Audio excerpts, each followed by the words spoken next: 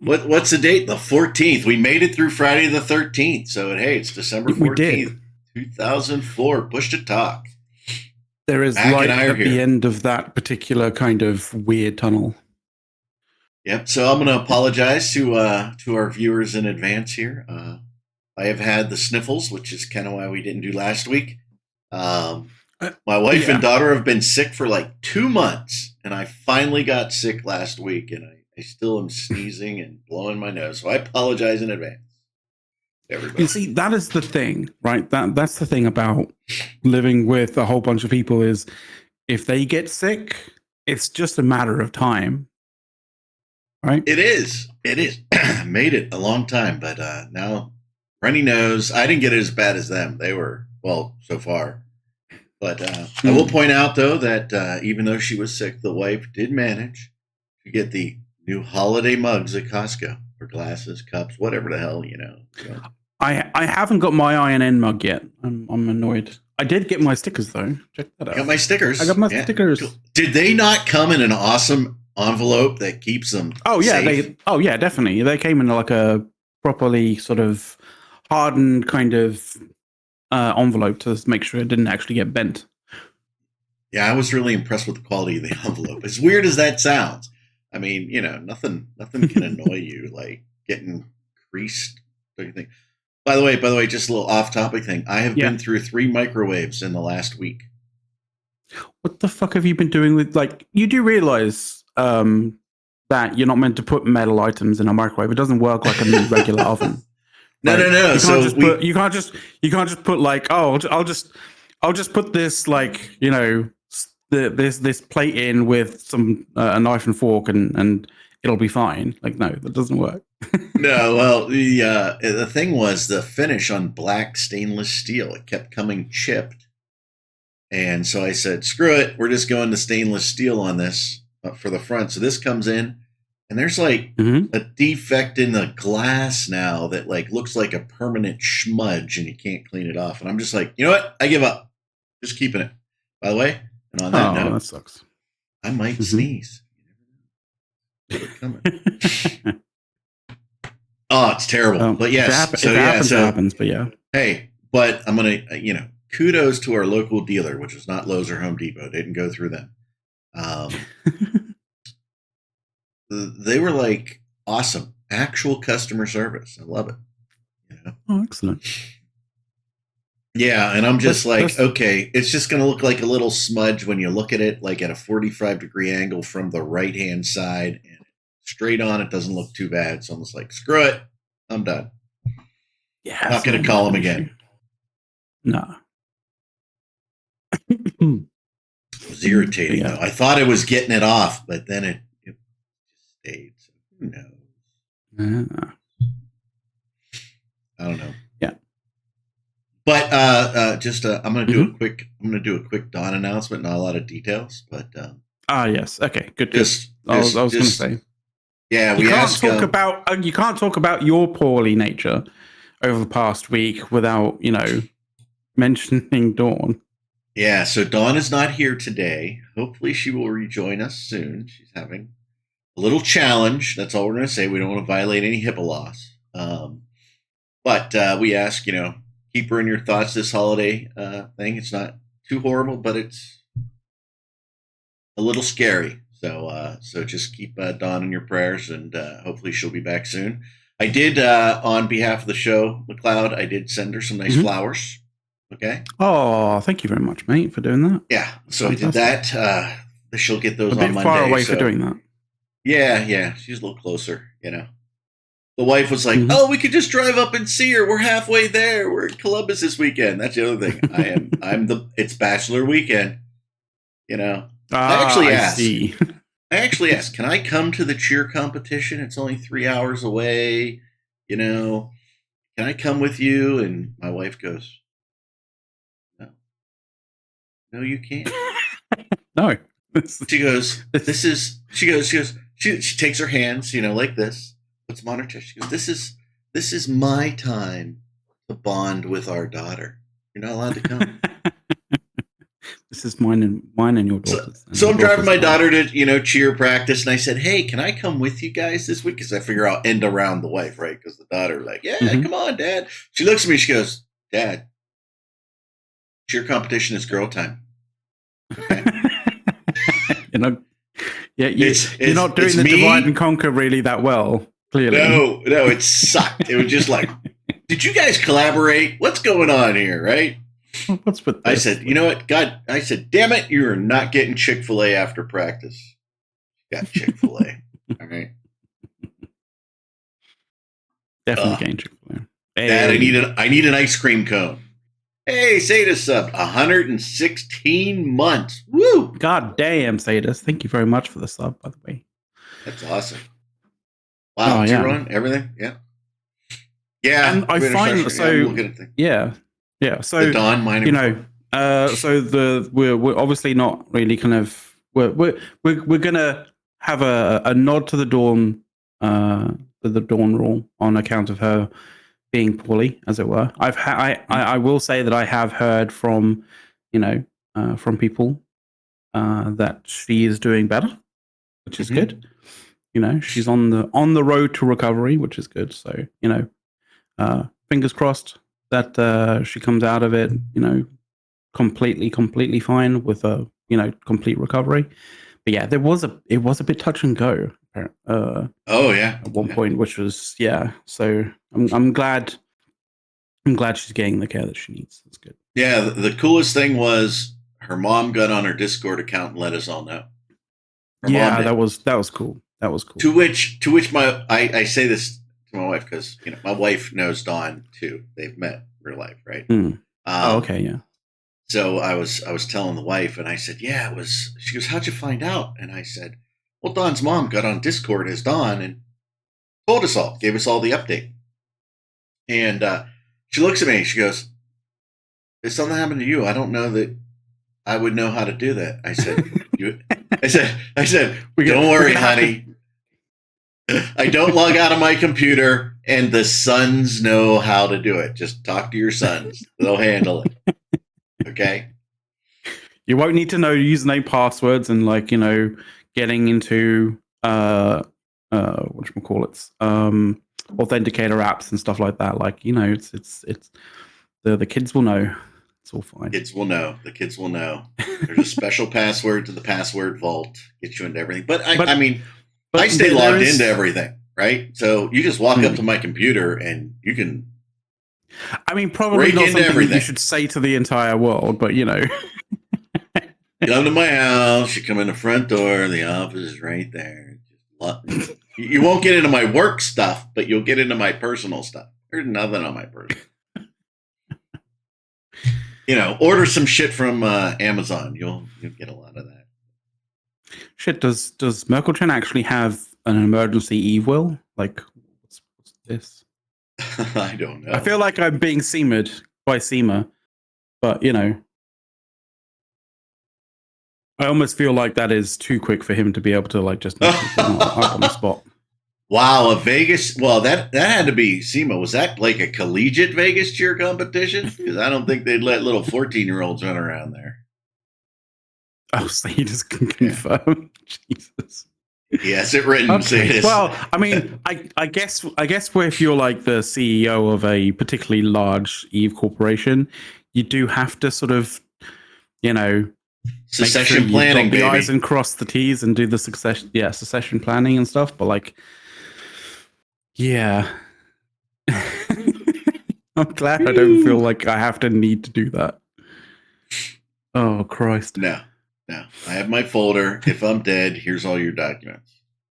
Yeah, here's the everything. Here's the what to do list. Right? Yeah. Yep. Most important on there is insurance. Yes. So we got. What do we want? I feel like that's not the insurance bit of it. Is not take this gun and shoot somebody from the insurance company bit. No. That's probably not that. No, that's not that. Wouldn't recommend it, even though My wife used to work for that company, actually. Doesn't any longer. She hasn't for decades. But yeah. It was a tough company. Well, it has gone downhill somewhat. So when you're using AI to basically screw over people's requests and stuff, it's a bit shit. I know. I mean, I have their insurance through work, and it's never an issue. But we also have my wife's insurance too. But yeah, I mean, they're awesome. I mean, I never use. Well, we have an account. We can put money pre-tax into an account and use it. Okay, it's one of the things we can do. So I put a whole bunch of money in there. I have no idea what I'm in there, and I never use the damn card. Okay.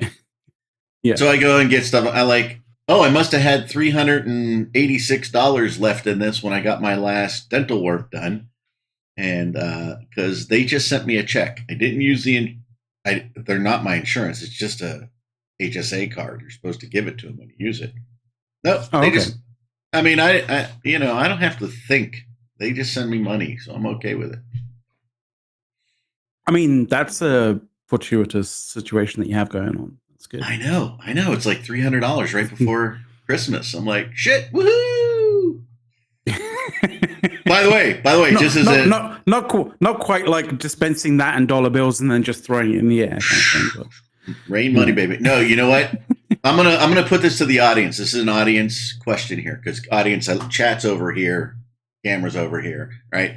So I'm gonna ask you. Okay, so as you can see, there's no jewelry on Erik's hands, right? I don't even wear a wedding ring. I don't wear, a watch. I don't wear anything. So what do you think that my wife got me for Christmas? Well, I know she got me not an overly expensive, but a fairly pricey watch. Okay. Erik doesn't wear a watch. Nice. I don't wear watches. Okay.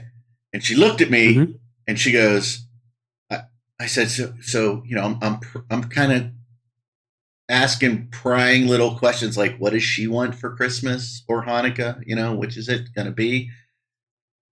She goes, I don't want any gifts. You always get me expensive gifts and I don't really get you anything. So I got you something and you don't have to get me anything. Is that a trap? Anybody? What's your thoughts on that, audience? Should I get her something or should I not get her something? Should I listen to what she said to me? Which, by the way, I recorded on my phone. Should I listen to what she said to me, or is this a husband trap? Trap.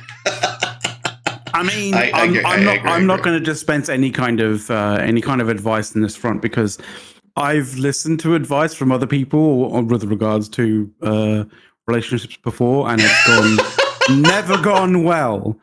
And it's always been sort of like, oh, okay, I should do that. I feel like I should be doing the opposite of that, but I'll go with your suggestion anyway. And it's just fucking train wreck style sort of stuff. So I've always sort of from that point onwards been like I'll gauge people's sort of just as a sort of like a whimsy sort of thing, but I'm going to go with my gut on that front. I'm just laughing. I can't stop laughing at Seema's comment. I'm just like,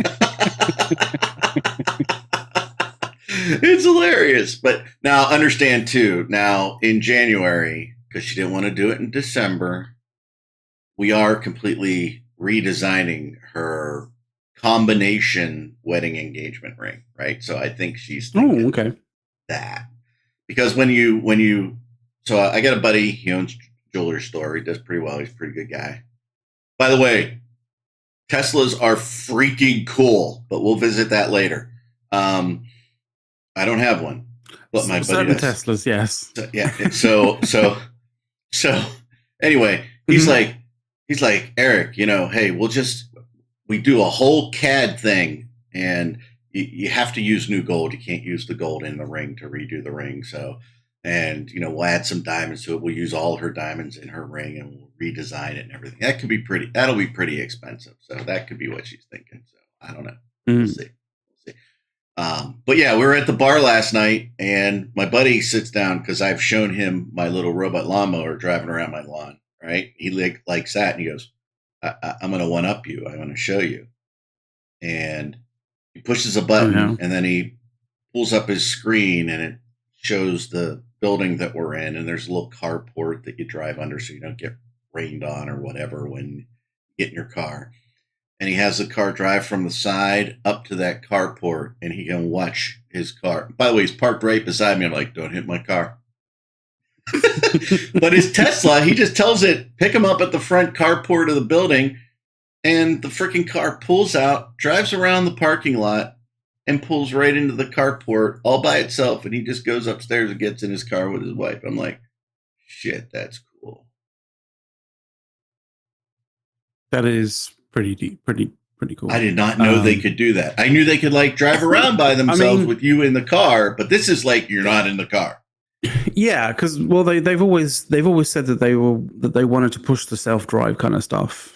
But I didn't realize that they actually kind of had. I'm not sure whether it's sort of geo kind of fenced in certain locations and stuff.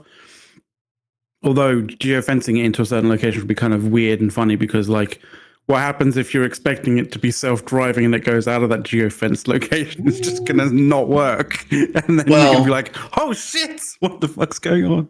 Yeah, I don't know how the mapping knew, but yeah, it. And when it first pulled out, it wanted to go the other way and had a little trouble. So he had to say, okay, use this as a waypoint, drive to here, and then, okay, drive around. But, right? And it was at night, too. So it had to use its headlights and all its sensors. And it was like cool. Yeah. Now, I don't know what Tesla has. It's not that he would not be like the pickup truck one, or whatever it is, the Cybertruck. Yeah. It's going to be one of the cars. But I was just like, dude.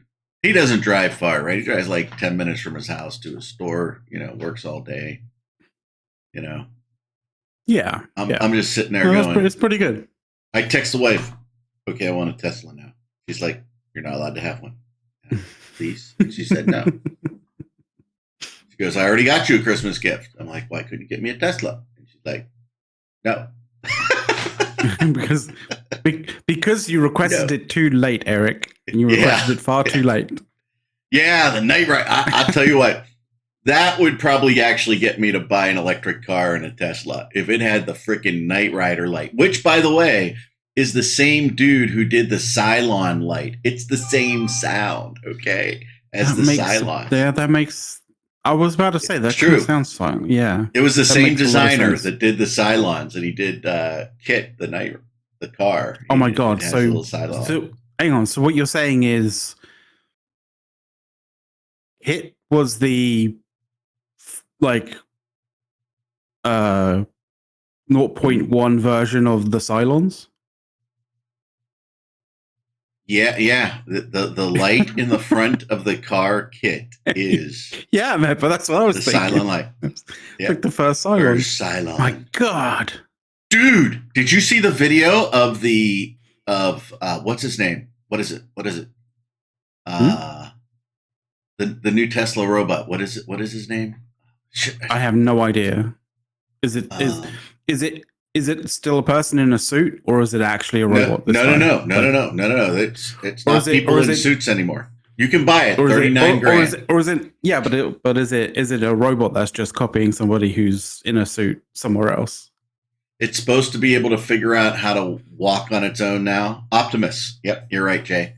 So Optimus went down several hills with mulch on them, which makes it slippery. It actually slipped at one point and was able to regain its balance. So, so it can walk. It can walk around. It's starting to walk around on its own now. And by the way, when it walked around in that video, if you guys see it, I should have brought it up for the show. It's not using sight. Yeah, but it's not using sight. It's only using sensors, not video yet. So it's just using. I'm sitting there going, you know what? Here's what's going to happen. Okay, they're going to finish developing Optimus by the time they're ready to send these starships to frickin' Mars with the advanced stuff. And we're just going to send a bunch of Optimuses, and they're going to build the habitat, or at least unload all the stuff so that when the humans get there, it's almost ready made. This is what's going to happen. I'm telling you. Oh, God. It's our advanced team, right? And here's what's going to happen. We're going to get to frickin' Mars, and they will have developed their own species, intelligence, and everything, and they'll think they're being invaded by humans and kill them all. That's going to happen. And Mars is going to be a Cylon planet, and that's the way it's going to be. Yeah, originally when they were doing that original video, Demus, yeah, that was definitely what they were doing. But this is supposed to be walking around. By the way, my buddy said they have an Optimus. They have an Optimus actually sitting in the Tesla dealership, and you can buy them now for $39,000. What I got to go look at this Discord thing. Let's see this. Yeah. Using his wife's Christmas gift to control them for Cylon. That's sad. Who made that? Did you just make that? No. I'm not fast enough to do that quickly. Like that's SEMA. That's hilarious. No, actually, the watch that she's getting me is not like electronic. It's like an old school little analog watch. Mm-hmm. That's okay. Yeah, like old school Casio kind of watch, right? No, not quite Casio. Not quite Casio. It has hands and a second thing, so that millennials. Oh, okay. Like so that millennials and younger can't use it. Sorry, I was very much into that. I was still thinking of you, Knight Rider kit. Yeah, and like 80s sort of thing. So like that's why my head like straight away went to like 80s Casio style stuff. I am like an 80s. I am an 80s kid. Face. For sure, 80s kid. Yeah. So, but no. Yeah. So my sons can't use it. My daughter won't have a freaking clue. By the way, daughter went to the dark side.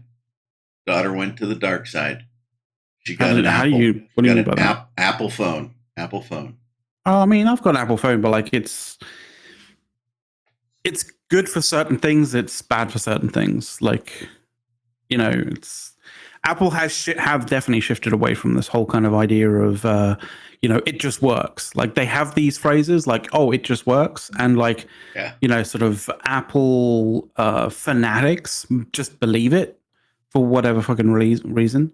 That should probably be a fucking motto of theirs as well. Our customers just believe it. Like, but at this point in time, there's a fair amount of stuff that Apple produced that just doesn't work. Right. So in certain ways, so it's not one of those sorts of things where they're sort of like their products and stuff like that are streamlined to such a good extent that that terminology or that phrase kind of applies to them more often than not. But yeah, it's good. It's good stuff, but it's fucking expensive. That is the issue. It's more expensive than it should be. Well, because you're paying basically for a brand, right? Well, this was the thing. Get a free phone, turn in any phone in any condition. So I might have a whole lot of phones beat to hell from Amazon days. Those drivers beat those little phones they use to hell. They're all cracked, and some of them don't even turn on. And guess what? Oh, get $1,000, any phone in any condition. Oh, here you go. Here you go. Mm-hmm. Everybody got new phones except me and the wife. We have phones about a year old, so the kids all got new phones. Photograph watch. My phone's like my phone's like when was the iPhone SE released? 2022. So I've got the 2022 edition of the iPhone SE. So like mine's like 2 years. I think. Yeah. Well, all the little girls have iPhones, and they have that special iPhone chat, whatever it is, where they're and her boyfriend has an iPhone, and I'm sure they're video chatting all the time and stuff. Yeah. Whatever those kids do nowadays, I don't know. They're on their TikToks, I believe. They do. Well, she's not so much TikTok, but they Instagram and stuff like that. Oh God, not Instagram, Jesus. Well, I go like, hey, let's take a little, selfie to the daughter and everything, and I hold the phone up straight, so it's a nice picture or, whatever. She's like, this is not how you do it, Dad. You have to take it, turn it at an angle so it's not straight and take the picture. I'm like, okay. It's not quite the old school MySpace angle, kind of. I've never done MySpace. Thank God. Okay. Well, I was introduced into MySpace more from a band sort of perspective and like music perspective, so that's my reasonings. That's my excuse.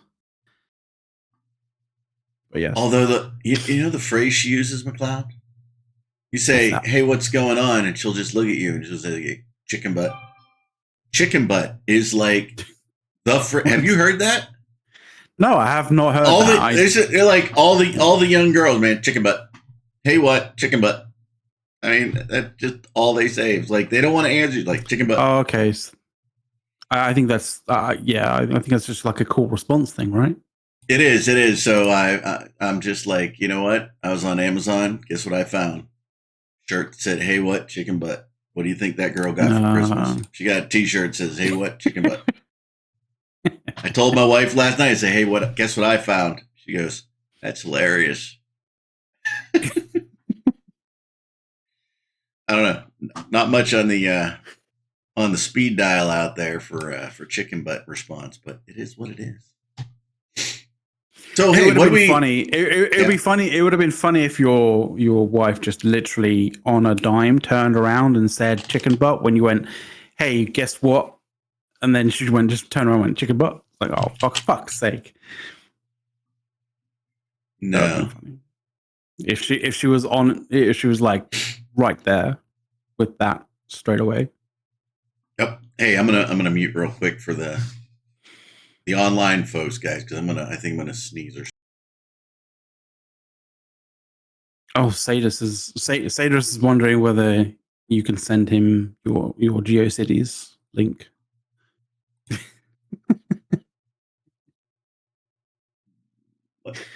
Man, GeoCities.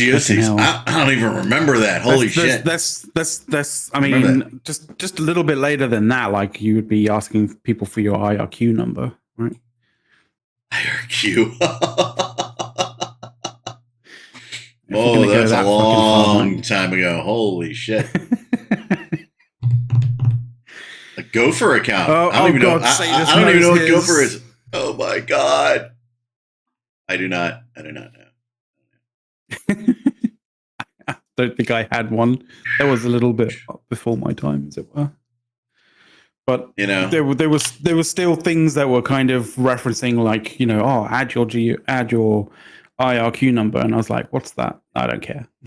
I'm just gonna say, yeah, alt-rec skiing. If anybody knows what that's in reference to, alt.rec.skiing. Or alt.rec.anything, really. Is that like an AOL mailbox thing? No, it's like I think that was correct me if I'm wrong. Sadus probably know. News feeds. That's right, net news feeds. Oh God. Rec Games Mud DQ. Oh my God, Sadus. Don't go to that link. Yeah. Rec Arts Babylon 5. I never actually went to that one, but yeah. Oh, ICQ. Oh, yeah. IRC, ICQ, either way. Yeah, like if you were on... ICQ that was like one, wasn't it? Yeah, the net news feeds you could get on if you had a Unix box, right? Or something like that, and you could read all back in the early days of BitNet and all that stuff, and ARPANET and all that things. Those were going around, right? That was how that was our news groups, and you could just post to that things like... And alt-rec skiing was it would always be who gets the first legitimate snowfall. Is it the East Coast, or is it the West Coast, or is it the middle of the U.S., right? So all the people would say, "Oh, I was out skiing today. We got all the snow." Like, everybody go over to there. Yeah. Fair enough.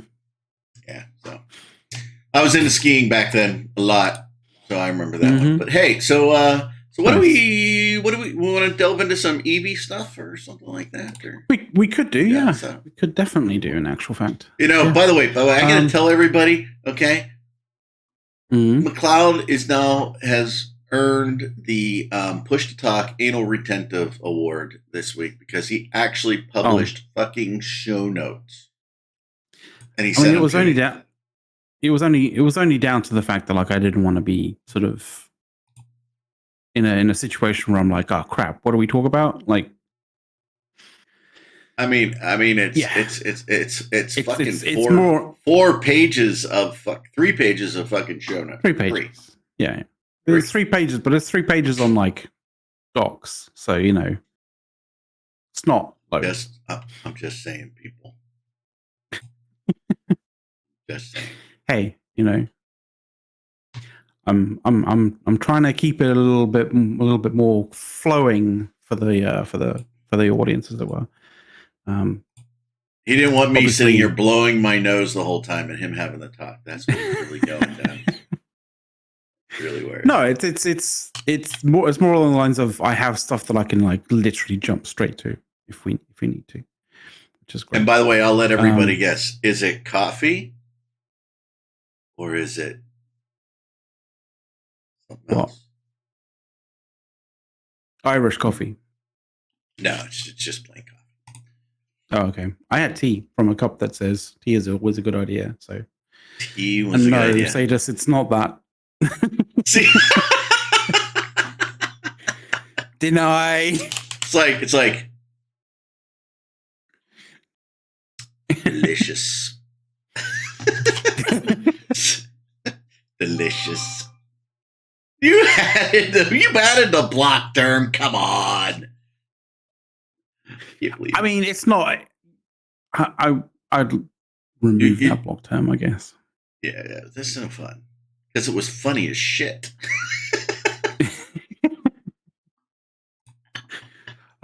Anyway, that's a bunch of men out at sea working hard.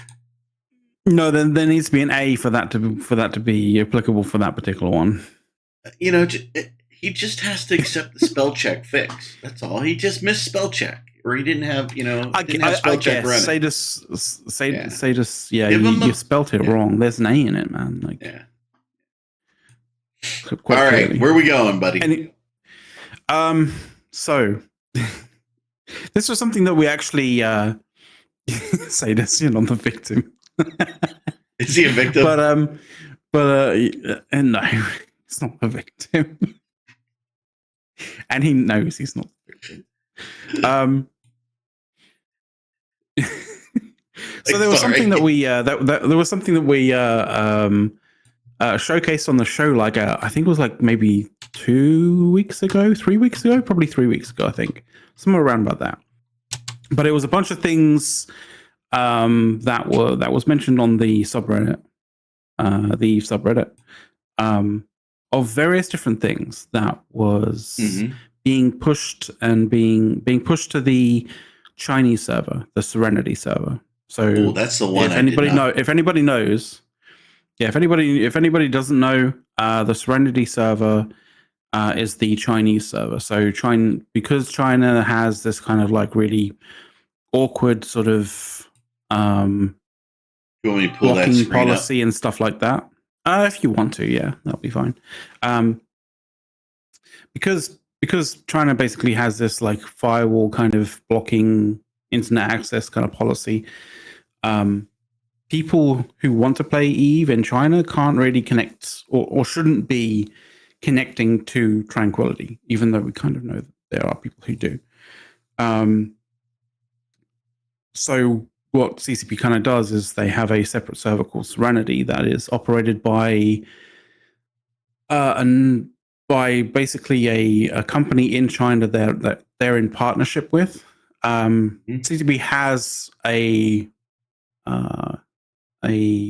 sort of an office in China, in Shanghai, specifically called CCP Shanghai, that they sort of essentially run a degree of like development for that server for.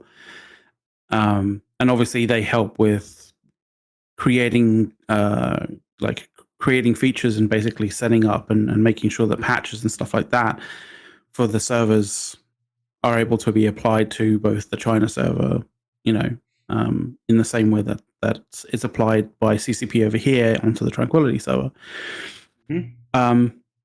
One of those features that was introduced onto the Chinese server that is along with a host of other features that we've been asking for ages, was this new PI PI template feature. Oh, we can go to that too. I'm going to copy this. So some of the other ones that they have in the feature on Serenity at this point in time is, I believe it is, yeah. So that's the PI kind of thing, and then and so Serenity kind of has the PI feature, but they also have Logi on kill mails via a support tab. So they have like an aggressors and a support tab. So a support tab now ends up having like logis that are helping out in terms of repping, which is what we've been asking for fucking ages. But it seems like Serenity, the Chinese server, has got it before us. They had the PI template feature before us. They also apparently have Iraq is 54 right here, right? How did Serenity get things we've been asking for over a decade? Yeah, exactly, right. Exactly. All right. So they also have contract bulk deletions for expired contracts.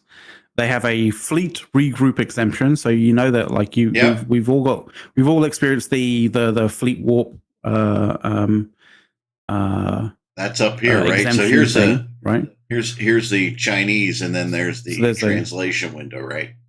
Yeah, exactly. So they have a fleet regroup exemption, so you can exempt yourself from being regrouped by the FC, which is actually important in certain respects. Like if you're running an alt account for scouting or that kind of thing, or if you're running bombers in the same fleet, but you don't want to be fleet warped by your FC and put into a formation with like regular stuff because you are on a perch.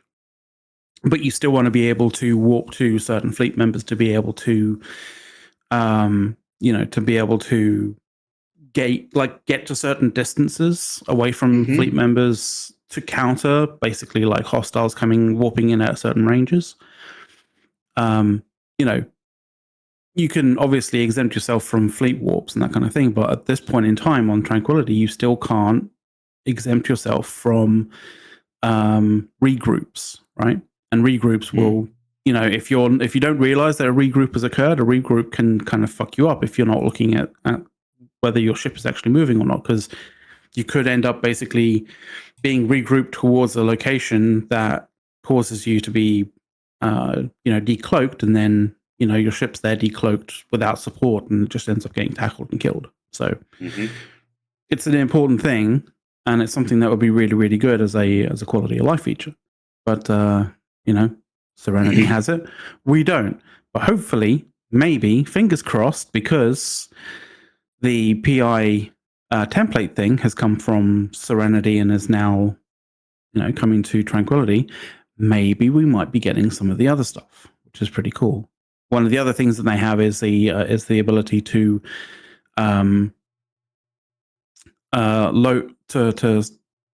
load up all level 5 skills in loadout simulations in game, which is something that you can't do, but you can do on external tools still. So that's also something that hopefully, fingers crossed, it will be coming through.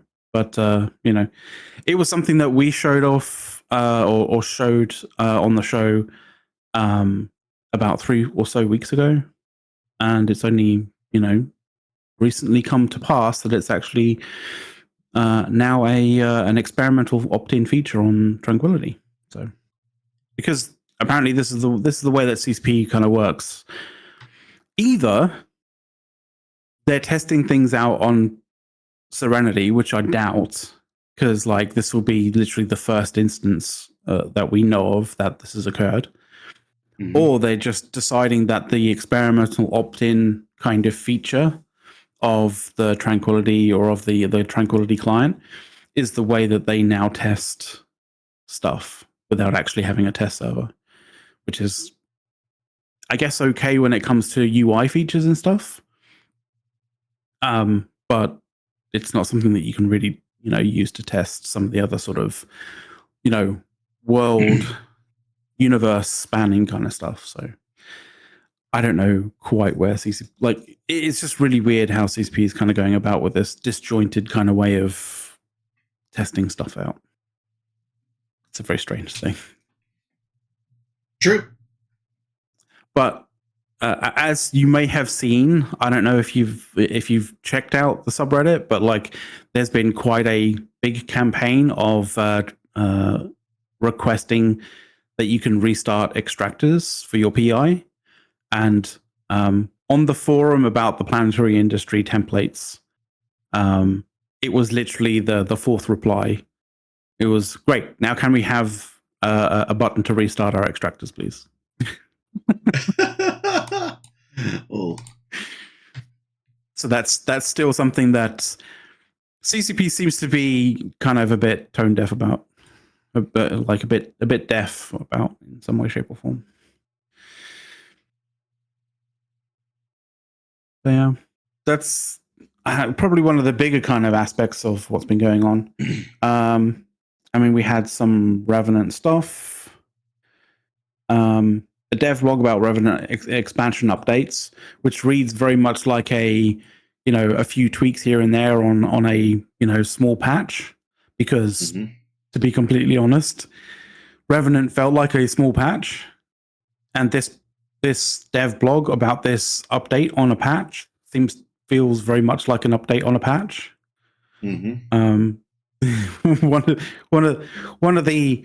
One of the foot in mouth kind of moments is essentially CCP saying, "Congratulations! Now you can use Evermarks to complete your daily your daily quests and stuff like that." And it's like, that's something that was meant to be one of the main sort of features of the actual expansion. And in actual fact, they put surveys out where part of the surveys was, how did we do on the parts, how did we do when it came to sort of completing dailies with using the Evermarks, that particular feature, right? And at the time that they were sending those surveys out, they hadn't actually implemented it. So, oh my god! So what the fuck is the point? But hey, at least we can now do that. So fucking good job. Good job, CCP.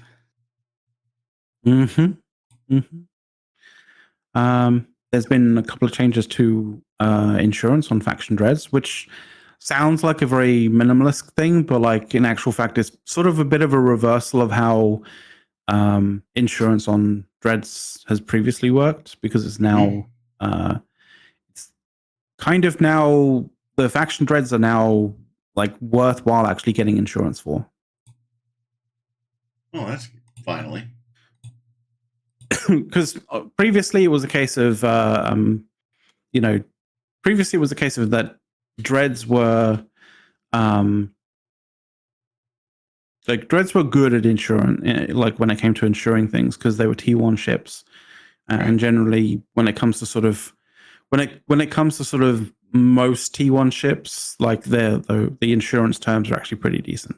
The only time when it becomes less of a reason to sort of have insurance is when that insurance costs quite a lot and you're very unlikely to actually lose that ship. So, if you're insuring your supercarrier, your Titan, every single time you take it out, I mean, I guess maybe, if you're doing like really, really kind of sketchy things with it. But if you're kind of going with the rest of your alliance, then generally, unless you have a really terrible FC or a really kind of terrible kind of FC kind of support team, your FC, your generally your super carriers and your Titans are relatively safe in operations with your alliance. Okay. And in that kind of sense, there's not really too much of a problem with not actually insuring your supers and insuring your titans, because you're not going to actually, you're unlikely to lose them unless it's a case of like guys were throwing in on a massive super cap brawl, in which case possibly insure. But when it comes to dreads are basically one of those sorts of things where you drop them in and you've committed to their death. It's either what you're shooting at is definitely going to die, or you're going to die, or both, right? And most of the time it's like the two latter ones, not the former one. Either it's going to die and you're going to die, or you're going to die, in that kind of sense. So it depends entirely on that. But like, didn't you kind of just define a fight? Somebody's going to die. Yeah, somebody's going to die. Okay, just making sure. And you're going to make sure you're going to make sure as best as you can that it's going to be them, not you. But when it comes to dreads, like, chances are it's going to be them and you in some way, shape, or form. But the only thing is, what they're losing is going to be way more expensive than what you're going to lose. That's the point. Okay. That's the point of a dread bomb. But faction dreads have always kind of been a little bit more awkward in that kind of sense, because the insurance never really took into account like the big jump up, the big ramp up in terms of the cost of the dread. Now that seems to have been kind of actually evened out a bit more when it comes to insurance. The only thing, so faction dreads now have decent insurance, is what I'm basically saying now. The only exception to that is the Zenitra. And I went and got a Zenitra, didn't I? Oh, you did? Yeah.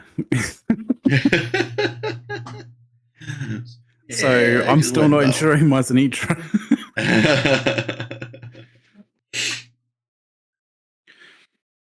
You never know. I might. Depends on how I feel with regards to the fight, if and who's FCing. Okay. Sorry, I had a little sniffle cough break there. Sorry. Hey, no worries. I'm back. It's all good. But yeah, some people have been kind of like concerned that this is going to bring about the whole insurance frauding constantly. But like, okay. I don't think so. I don't think that's going to be the case. Yeah. So that's kind of like that sort of Revenant expansion update changes kind of stuff.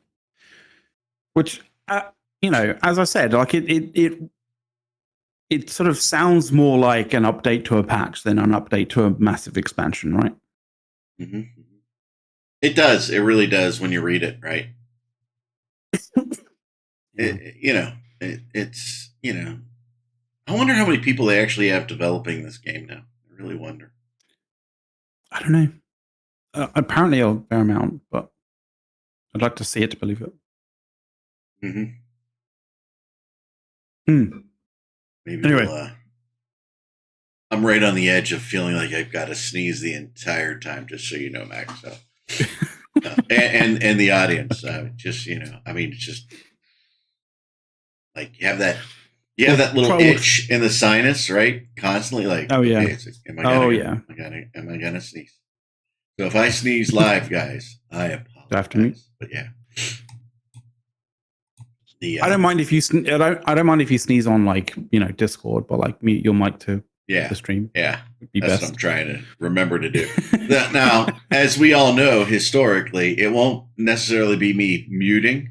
It'll be me starting to talk and not unmuting. Right? That will be the thing that we do, because that would be the issue. That would be the classic thing that you do. Yeah, absolutely.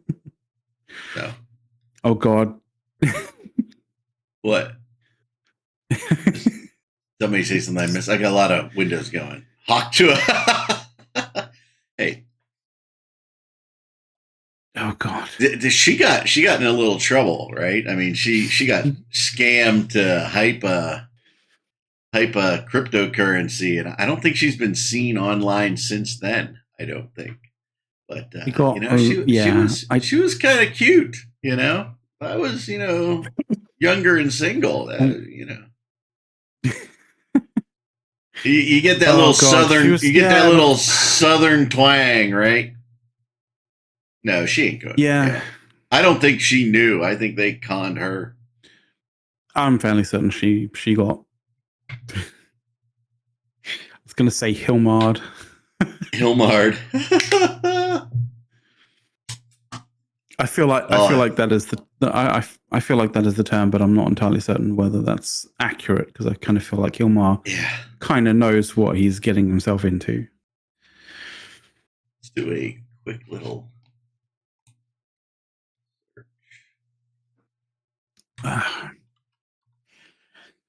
Yeah, I mean, buying the meme coin, if you're putting shitloads of money into a meme coin that's being, pushed by her, then Jesus Christ, and then complaining about the fact that like you lost a shitload of money, then I fear for your sanity, your mental well-being. Meme coin, come on.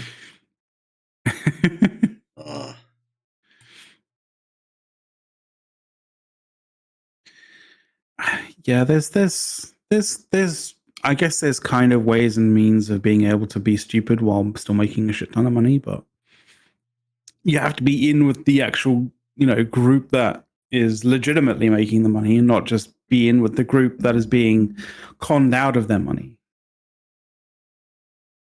Well, the question is, I thought I heard she hadn't been online since that happened.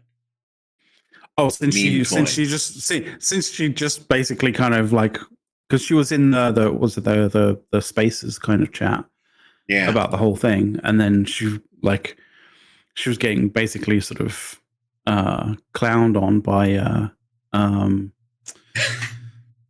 what's his face, being hardworking and stupid.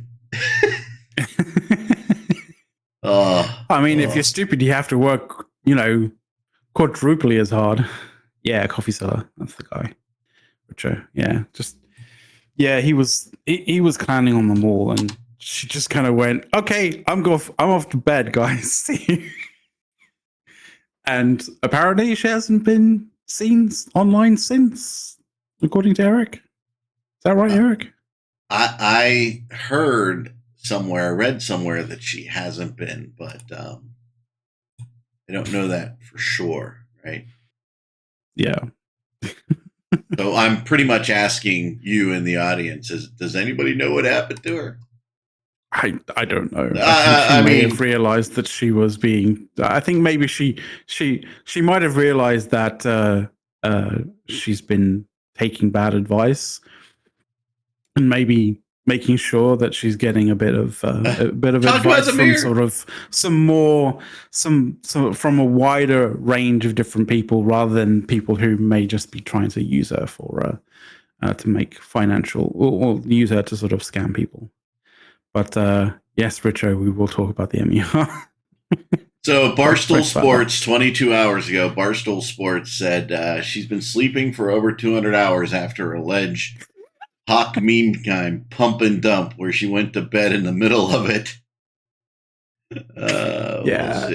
We'll see. Yeah. Somebody wants a mirror or they're gonna riot. Riga. Oh God, Jesus Christ. Whoa. Well, I hope RichoDemus is a subscriber, because if we go into the MER he's not right now,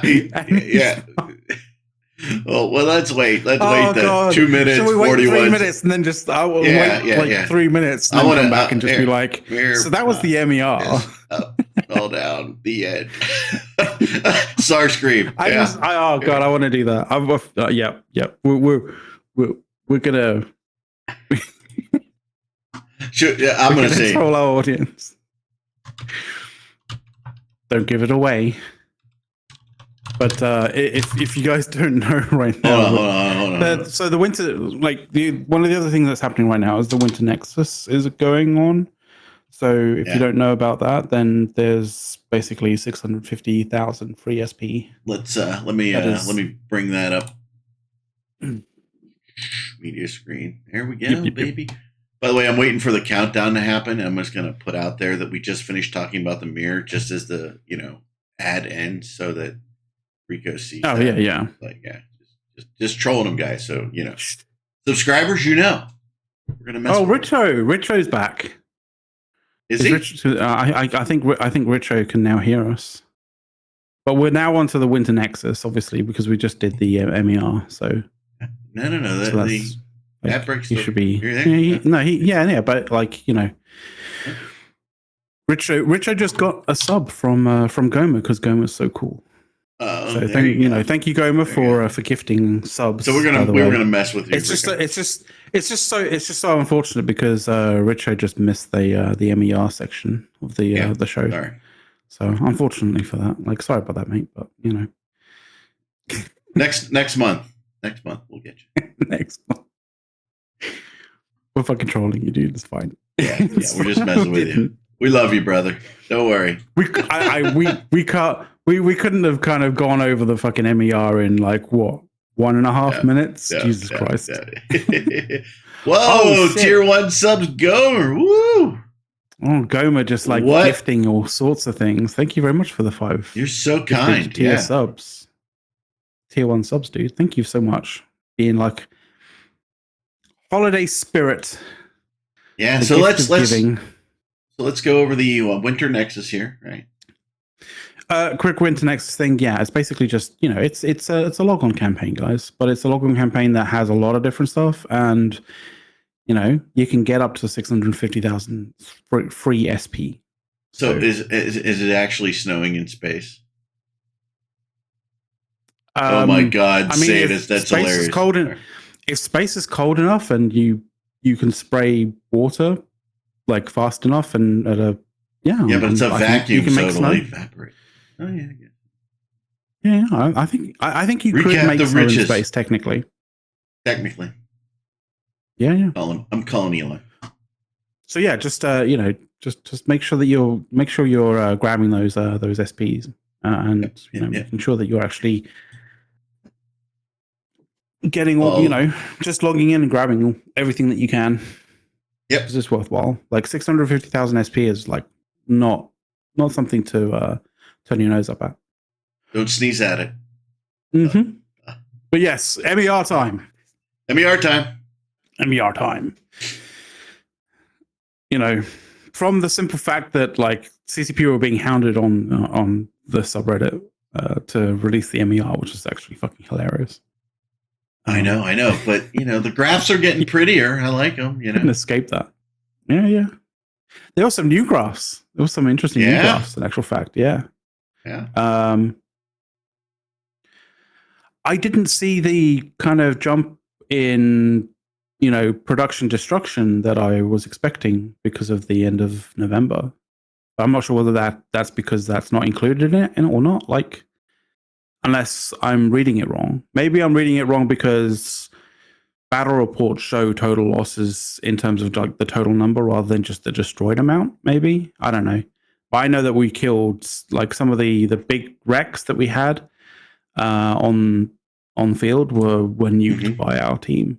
So a lot of those, a lot of the Titan kills were total losses because we nuked the. We nuked the actual wrecks of those as well. So it should have shown up because the total destroyed this month was only 1.2 trillion or something of that form, and it's the really fight low. It was really low, and the fight was technically 3.7 trillion lost, although technically I guess not destroyed, but the loss versus destroyed, it doesn't actually battle reports don't really show the destroyed amount rather than the lost amount. So I'm not quite sure. I'd have to like do manual calculations on that. But like I was expecting a bit more of a kind of a jump near the end of the month, but it didn't seem like it has.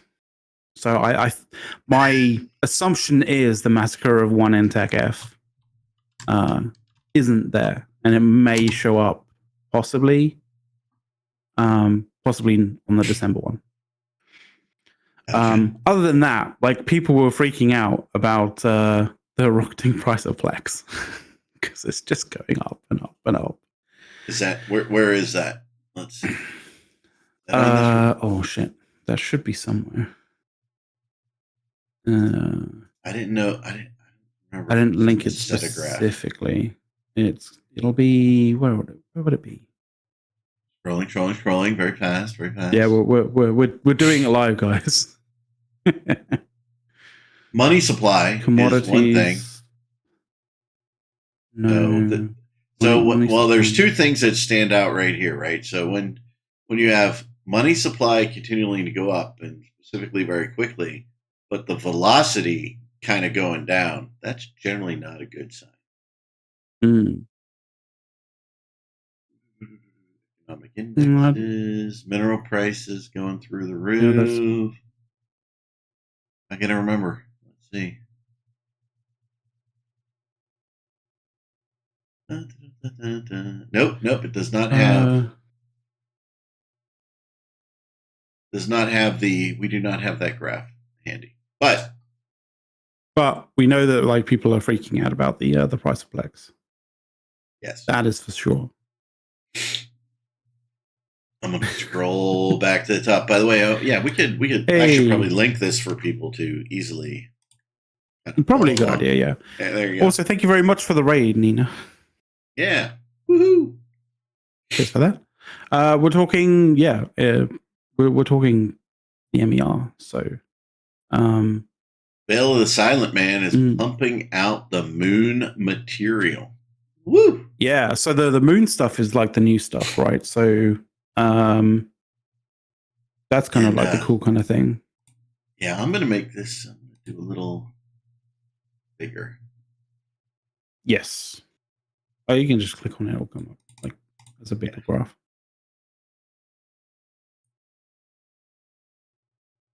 Oh, click on it. There we go. Yeah. Or you can do that. Yeah.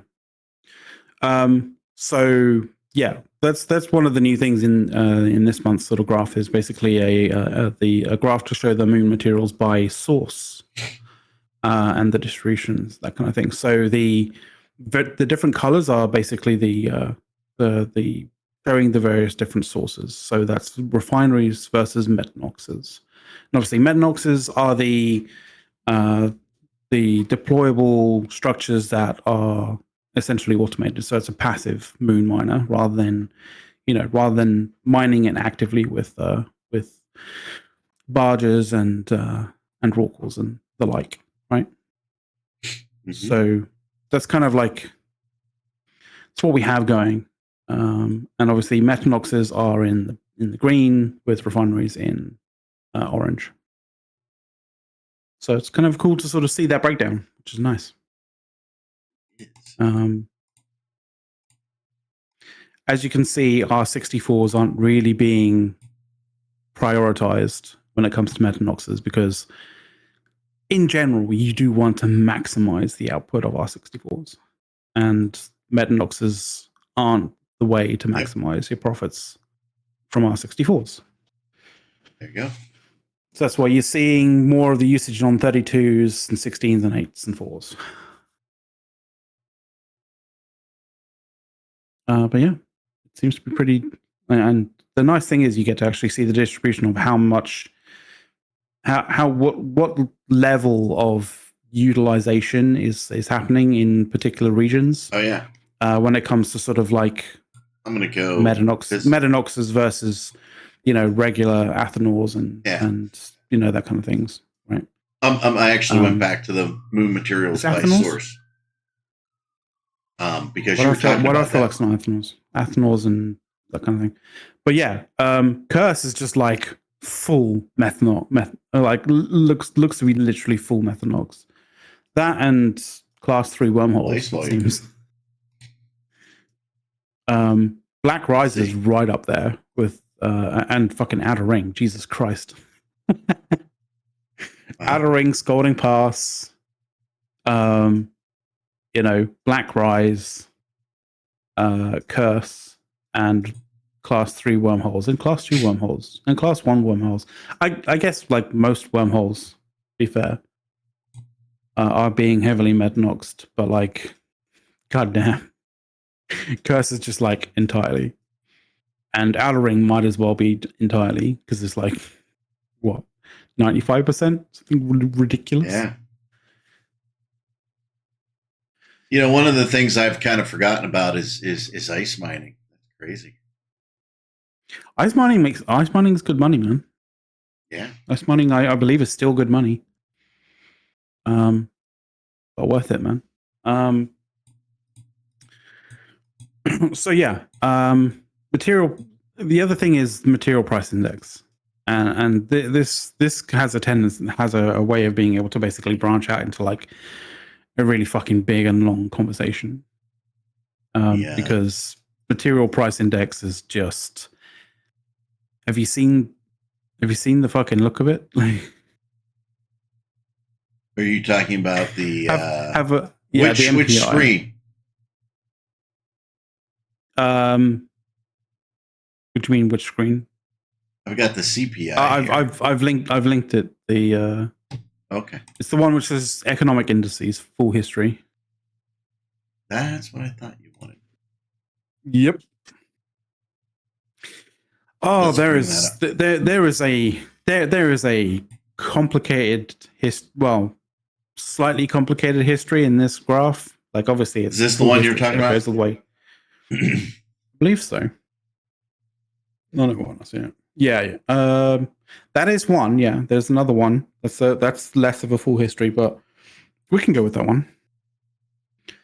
But yeah, that the or are you talking the about material price? No, the other one. That one. Yeah, that the MPI is making a break to exit that fucking that chart, man. Like, Jesus Christ. Well, you probably really need to break that data into its own graph, and so you can see the CPI better.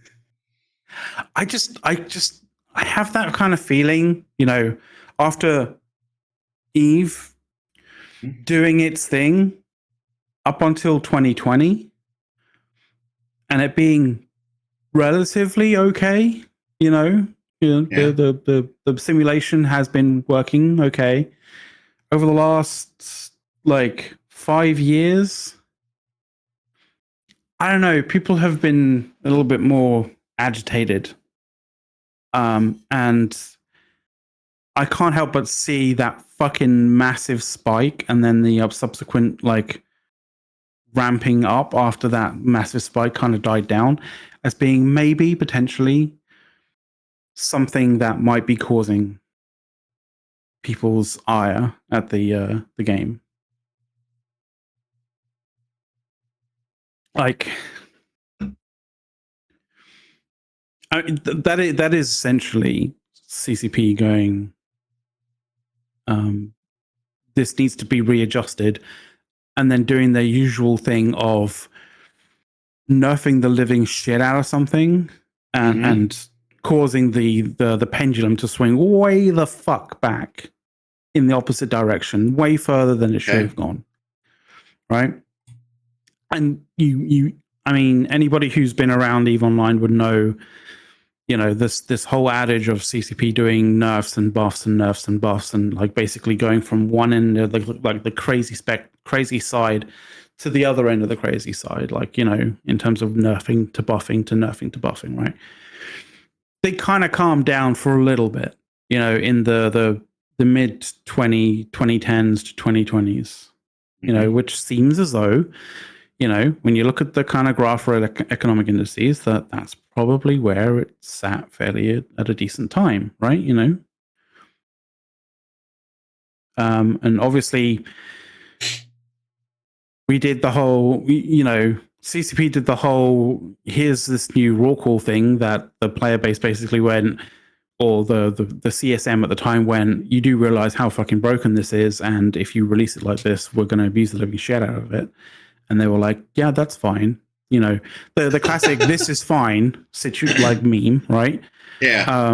And so we abused the hell out of it. After saying that, if you release it like this, we will abuse the hell out of it. And then they've decided to basically go, well, this is now a problem, and so we had to fucking, nerf the living shit out of basically mining and mining stuff in order to basically, and this is the result. Like the graph that you see there is basically the way that they kind of do these economic indices is basically, as it says, as it's a baskets. When they refer to baskets are manually maintained by CCP Recurve, what they mean by baskets is each one of these indices is a certain grouping of like materials, right? So MPI is obviously material mineral price index. So it's gonna be a selection of materials that make up this particular sort of like metric, as it were, and it's going to be basically the cost, essentially, of that basket of materials. And as you can see, it's shot up like a motherfucker compared to what it was in the 2010s to 2020s.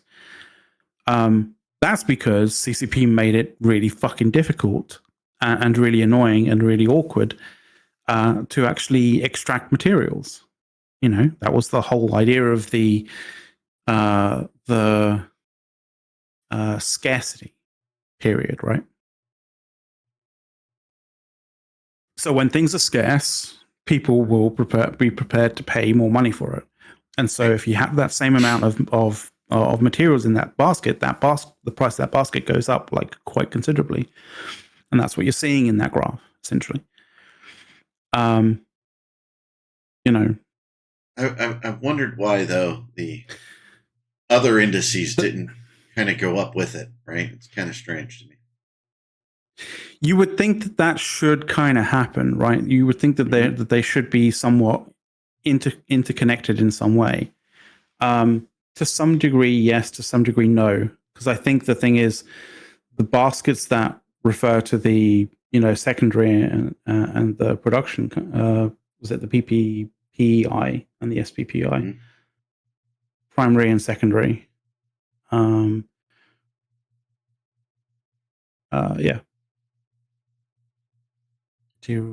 Yeah. So there's the primary and the secondaries.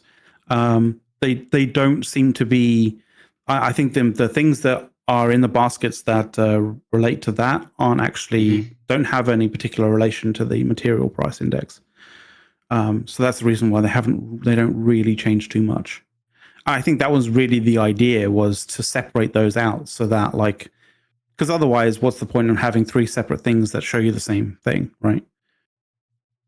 If you have three separate separate lines on a line graph that all basically show you the effects of the same thing, then that's just, you're just using three things to show you one kind of data set as such. So it's broken up in that kind of way so that you can actually separate them out and separate out certain effects on the sort of the economic market. So if you see basically the MPI go up, but the others don't, then that you can kind of make an inference that there's a significant kind of change in the material acquisition in the economic market. Yeah, but it almost looks like they don't have an economics team anymore. No. Or at least it doesn't look like they have a grasp as to how to deal with the material or the mineral market. Yeah. And that is very much a function of having somebody like Rotati leading from the front without really any kind of actual intelligence about the material market or the mineral market, let's put it that way. Yeah, mineral market. So yeah, so that's the situation that we're in. We're in a situation where, like, things cost a lot because materials are awkward to kind of get come by, which is also one of the reasons why the Dreadbomb from a few weeks ago was so significant. Not only was it down to the fact that, like, certain really big fucking ships died, but also that the materials to sort of replace those is a little bit more scarce to replace them as well. So, but yeah, it's I don't know what to, because we've said a lot, like on this show specifically, we've said a lot about CCP's failings when it comes to, the scarcity, the age of scarcity, right? And it hasn't made a fucking bit of difference, it seems. Yeah. Blaming Kenneth Field probably would also be a good thing, but it's not like we haven't blamed Kenneth Field for Field history either. I would say that probably there is also a secondary kind of effect that's occurring onto this as well, which, to be fair, probably should be showing up a little bit in the SPPI and the PPPI, which is the increased amount of money being funneled into the game from certain sources. I mean, specifically Pogfin. Although I would say that, like, Pogfin monetary sort of like the flow of money into the game through Pogfin is kind of starting to be controlled a bit now. So that's good. Yeah. It almost looks like the money supply in the U.S. over the last couple of years. I mean, Jesus Christ. Right? Yep. Oh man. So Drake, and actually this brings us over to Drake. Drake's breakdown of the MER as it refers to Pogfin anyway. He posted a little kind of a small review of it. On Reddit. Why Plex is spiking so hard? Is that what you're talking about? No. It's the Drake Iddons breakdown or changes a little bit further. In the same. It's in the same sort of like MER section of the notes. Oh. But essentially, he was saying that the sort of slow nerfing to Pogfin is good at this point in time. You have from Pogfin stats, the destruction is down 23%. The crabbing is down by 28 to 29%. Mm-hmm. Mining is only up a tiny little bit, but it's basically the same. But the thing that we were kind of like, I think a lot of people were more concerned about when it comes to Pogfin was the crabbing or the ISK being pushed into the game through Pogfin is down by about 29%, which is good. Some may say that is basically counteracted by the sort of like the buff to nullsec kind of anomalies. But you're kind of talking. Where is it? Let's see if I can find whether did he actually give a specific amount. So he's concerned about the increase in bounties in overall, right? In the entirety of nullsec, that kind of area, right? Mm-hmm. 0.8 of a trillion a day increase, which to him kind of, for him he equates to basically being about 24.3 trillion ISK a month. With that being a counteraction against the sort of like the 14.6 trillion down from that 14.6 trillion of ISK that has been basically removed from Pogfin being injected into the game. So you can kind of say yeah, but I think that sort of that number is probably not going to be that much when you sort of total it up. Like we'll see when we get to it, when we see the December numbers. as to how much the increase is kind of like leveled off when it comes to bounty payments as such, with the increase in the amount of payments for nullsec kind of stuff. So if it actually turns out to be a sort of a swing by 24 like trillion, then yeah, okay, then Drake's does have a bit of a point with being concerned about that to some degree. But we'll see. I think to some degree there's going to be people who are jumping on that. But then there's also going to be a lot of people who are, very much along the frame of mind that the amount of money that like nullsec is making per site or per per person per hour kind of thing, on the high end is nowhere near what people make in Pochman running sites, that kind of thing. So the incentive for people to go and rat and mine in to rat and nullsec isn't that huge when the increase is marginal at best. But when you have only like a marginal increase, when you've spread that around a whole shitload of people, it does kind of stack up to being quite a significant change. But when you have like a huge amount of money being made by a small amount of people, that can have a I feel like that can have a detrimental effect in some way, shape, or form to some aspects of the game. Not really the same aspects that like a small amount of money spaced around a whole bunch of different people would make. But we'll see. Like there's different effects. There's different outcomes to those effects, and whether one is better than the other when it comes to sort of like the overall kind of economic picture for the game, I don't know. Yeah. We went through the new moon material stuff. So yeah. What was the other one? Sneeze again. Oh yeah, and I found another good take about like stuff.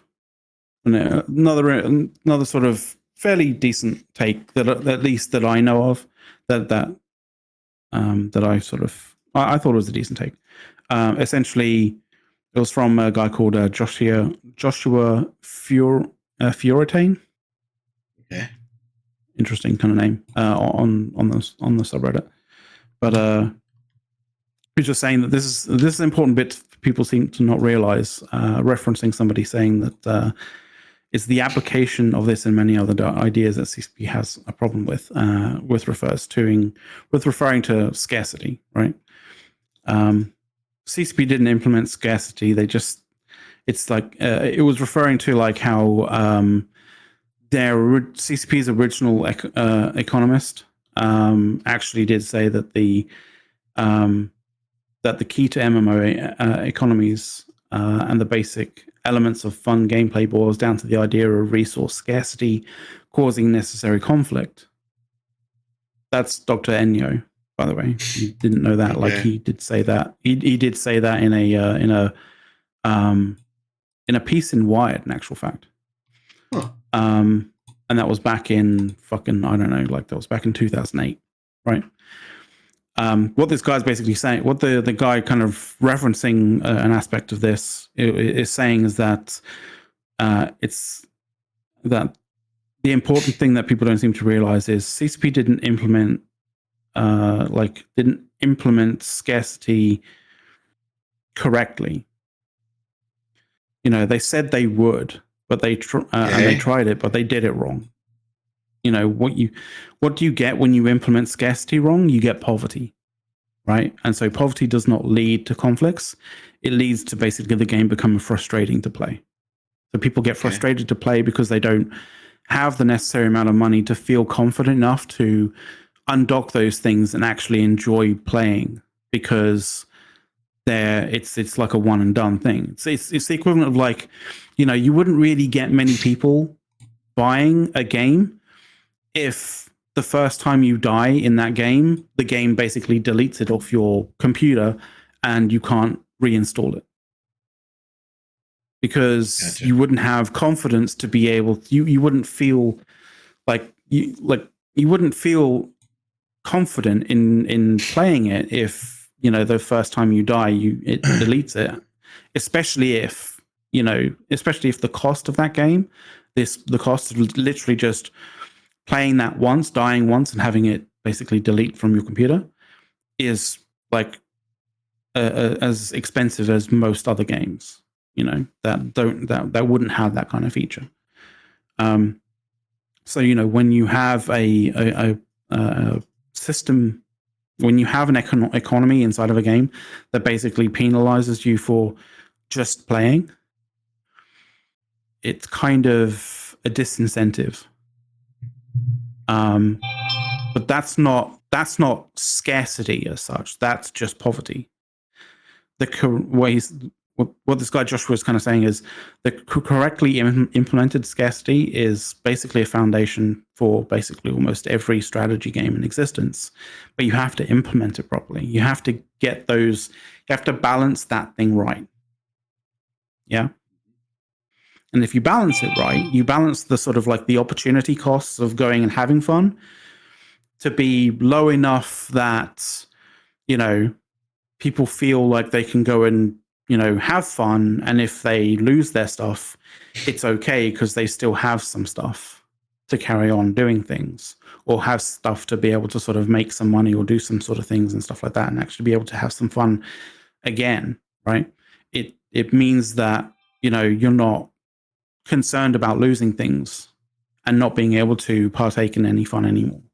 You have that kind of opportunity cost being low enough that it's not just super casual, that it does kind of, you do feel like you have, like, if you don't have any costs whatsoever, then you don't get that kind of rush of adrenaline when you are in that kind of like fight or flight moment, right? In a game.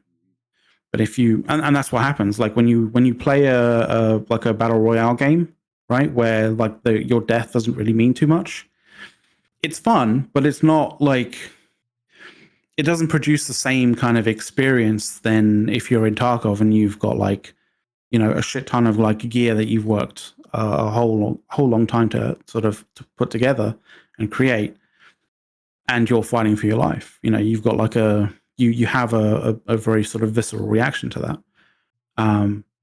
So it's like it's two different kind of things. But when you go too far to the other end, yeah, it becomes sort of a situation where people are too concerned about actually, committing to actually playing, because they're too concerned about they're too concerned about the massive fucking pitfall that they could be falling into. So that's the problem. And I thought that was a good take. The fact that like it's not that the CCP implemented scarcity. It was that they implemented it so fucking wrong and so broken and so unbalanced that it's kind of chasing people almost away from wanting to play the game. I think it does. I think I agree with you on that. Yeah. Starstream needs more coffee. Eric needs more coffee too, but I might be out of coffee. I don't know. I think we've covered the MER. I think we did. Yeah, I think so. You want to talk about Foundation now? Or Frontier, sorry. Frontier. Foundation on the brain. Have you been watching Foundation on Apple TV or something? Yeah. That, and so kind of doing 3 things right now, trying to catch up on Foundation, the stuff that we missed. Silo, because I think it's pretty damn good, and I think Rebecca Ferguson might be a little cute, and and it's interesting, right? Because I haven't read the Silo book, so I'm just kind of watching the show, and then okay, and then the other one is on HBO. Dune Prophecy, right? I Oh really, yes, I am really digging Dune Prophecy as we sidetrack. I've heard that like people are really really liking it. Really Yeah. having a bit of a sort of like a bit of a sort of Game of Thrones, early Game of Thrones sort of vibe to it, but without the sort of without the rampant sort of amounts of sex and nudity as such. Oh, there was a little bit of sex. There was. Okay. There was, yeah, a little nudity, a little Yeah, sex. but there was a little bit. Not as much as like first and second season of Game of Thrones. No, not quite. But Not quite there. But yeah, and Okay. it's good. Yeah, I mean it's got it's got what's his name? Broker PR. We talked about insurance. I'm forgetting their fucking names. I'm forgetting their fucking actor names.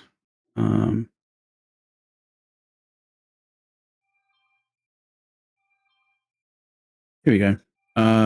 Yeah, so it's got Mark Strong. Yeah. Who I love. It's a fucking fantastic actor. And also Travis. So the guy plays Desmond. Eric. Okay. Right? He's a guy called Travis Fimmel. I didn't realize he's Australian. Is he? I believe he's Australian. I saw an interview of him and he was, I mean, if he's not Australian, he was acting very Australian and he had a lot of, Well, Travis Fimmel's an Australian actor. Yeah. He's known for his role. So if you don't know who he is from the name, he basically played Ragnar Lothbrok in Vikings. So if you've ever watched Vikings, the series, he was Ragnar. Okay. And so you could understand me when I say I was confused when I like read or when I watched a sort of a interview with him, and he was very Australian because he comes across, very Scandinavian. Very Scandinavian in that show. He's got the fucking accent down to a fucking T in that and everything. So like, he puts the work in to get those sort of stuff, to get those roles. So like, I'm sure I haven't actually seen any of the episodes of Dune Prophecy. But, but I imagine he's, very effective in that role. So the book it's based on, I read a while ago, I think, and and I'm like, none of the story is really making sense to me. Like, I don't remember reading any of this, so maybe I didn't read the book like I thought I did. But I'm definitely gonna have to do it. I mean, I didn't mind all the new books that Frank Herbert's son came out with. For those who don't know, on the thing, I am very much a Dune fanatic. I have one of the very rare Dune encyclopedias, which were written by a post-grad class, just for fun, kind of, funsies, and published. So I have one of those rare Dune encyclopedias. Me and a couple friends, in fact, somewhere, by the way, I reached out to this person because I remember who this person was. They posted something on the internet and they mentioned Atlantic Pestran, who is the character I played in Dune Mush when we all developed Dune Mush. We were developing back in Mush Code days. So it was kind of cool. Okay. And I'm like, oh, wow, how do I reach out to this person? Because, I remember we used to meet in New York and do things in game development, things like that. So it was kind of cool. But didn't hear back. So probably they're not online anymore. But yeah, so I love Dune. I have some Frank Herbert numbered signed books in the series from him, first editions and things like that. So I really dig Dune, right? So, and by the way, yes, I like the often maligned original Dune movie. I hate the 80s one. Yeah, I hate the recreation that Sci-Fi did. In fact, the local, media TV writer here in Pittsburgh, right? We were all together, and if you go find his old article, we were that audience, a bunch of us that said, "Oh, this sucks. Sci-Fi did terrible." Um, I would actually, I also like Riverworld, so I would really like to see somebody do a good Riverworld movie. That would be super That'd cool. be If interesting. you haven't watched Riverworld, or you haven't read the Riverworld books by Philip Jose Farmer, they're amazing, and they have amazing titles, right? I mean, I think the first book is "To Your Scattered Bodies Go."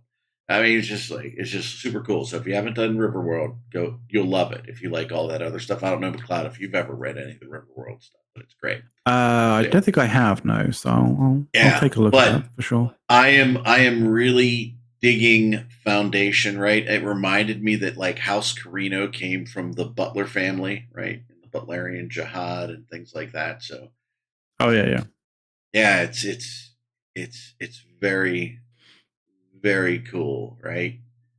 And but yeah, I'm really enjoying it. So strange adaptations that aren't necessarily considered canon and things like that are still okay with me.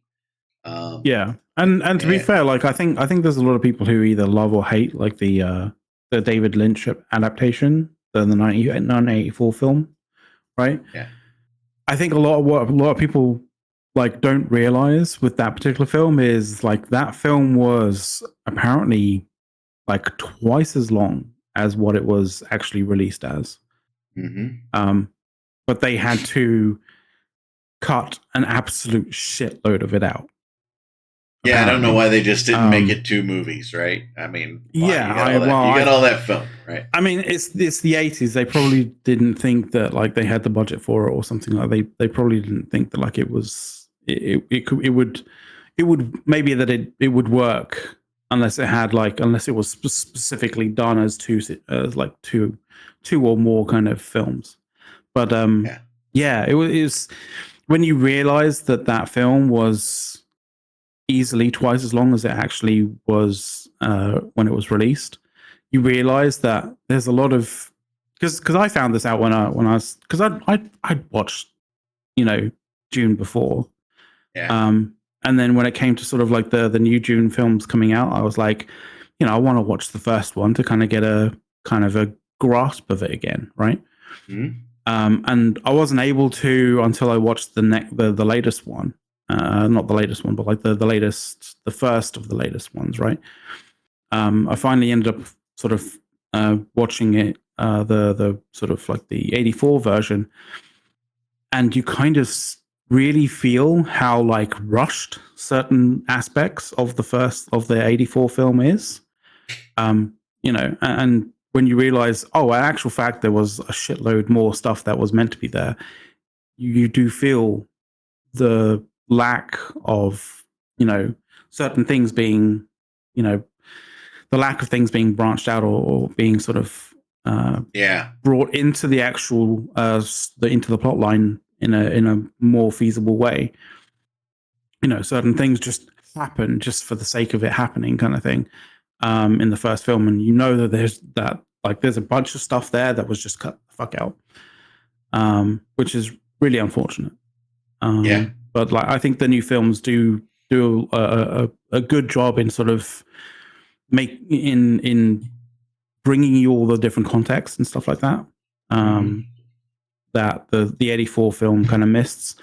But to be fair, there is the kind of insanity and the like just absurdity of some of the stuff that happens in the 84 film that's just completely missing from the latest ones from Villeneuve. That to be fair, I do kind of miss in a sort of nostalgic kind of way, Like what? Give me one thing. Like just the not psychotic, but just like the evil, like psychopathic nature of the Harkonnens. Like that isn't captured as well, I think, in Villeneuve's kind of adaptation compared to David Lynch's one. But David Lynch's kind of way of showcasing that is very unique. Yeah, I think they're a little more crazy in the 80s version. I think they're a little more ominous, evil. Although I do think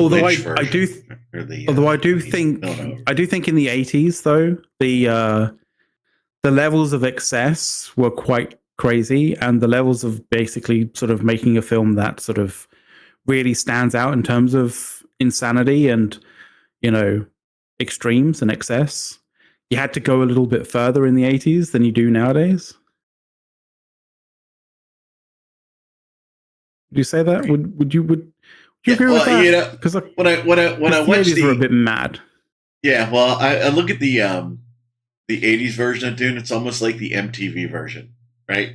I mean, yeah, you got Sting in a Speedo, a rubberized Speedo or whatever the hell it is, right? Yeah. That was the 60s. Yeah, I kind of feel like the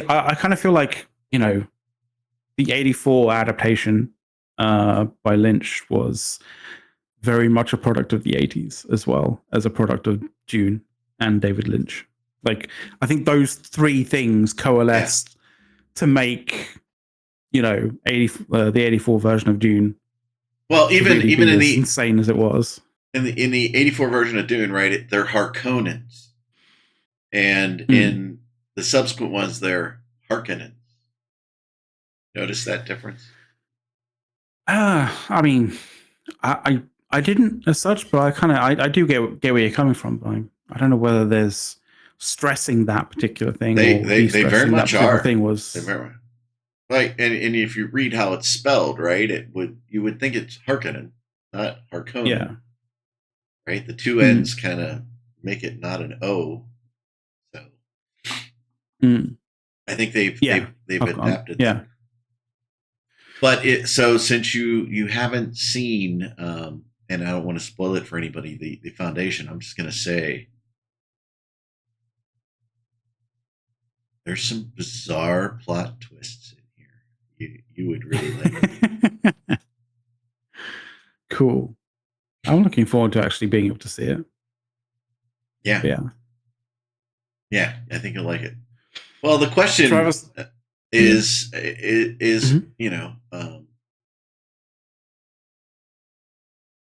are Sardaukar evil, or are they just used in an evil way? Right? I mean, you can. By the way, so we're trying to muddle it, right? And the same thing about Fremen, right? Are Fremen evil? They don't start out evil, but they certainly kill millions and millions and millions of people, right? So it's interesting because when you look at it in a certain way, and you look at like, oh, they both kill, they both kill indiscriminately, right? In the most in a very, very vicious sort of way, right? Mm-hmm. The thing is, like, the way I kind of see it is one group has been driven in an ideological sense into believing that that's the right thing to do, and the other one, I kind of feel, doesn't question things. So it's not a case of belief for like, say, for example, the Sardaukar. It's just a case of, these are our orders. We will execute those orders. Yeah. Or die, right? Whereas the Fremen are basically this, we believe in this, right? Even if that belief is really, really poorly placed. And even if they don't question those beliefs, the sort of like the validity of those beliefs, I think they're two fundamentally different sort of things, even if they do kind of end up in an outcome that's basically almost the same. If you get me. I will tell you the one cool thing about Foundation is you really find really drill into the root cause of the fight between Atreides and Harkonnen very quickly. Oh, yeah, that'll be cool. That'll be cool. Yeah. Yeah. So you really That's get cool. there. But that's interesting because like the that means that the lineages of those houses are like super fucking long. Because like isn't there going to be like 10,000 years before the actual things before the it is, and it's 100 or so years, about 120 years after the Butlerian Jihad, right? And it really has its roots in the Butlerian Jihad and what happens to them afterwards. Yeah, the end of the war against the robots or war against AI or whatever it is. Cool. Yeah. All right. Where are we at here? Do we have? Yeah, we got about 10 minutes. Should we go Frontier? We can literally do 10. Yeah, because to be completely honest, like I don't want to like harp on about Frontier because like it doesn't really. Let's go. In my opinion, doesn't deserve it yet. I've got the Frontier access page, right? We'll cross that particular Rubicon. So, yeah, if you didn't know, CCP has released Founders Access. It's still a closed beta, and you still have to sign an NDA, so you can't talk about what you actually experienced in there. Mm-hmm. But yeah, they're selling access to it for between $40 and $100, depending on the pack that you want to get. And this irks me in a particular way. And the reason why it irks me in a particular way is because it was a year ago, or maybe just over a year ago, that CCP had basically come out and announced that they've been able to secure $40 million of venture capital backing. Right? Yep. So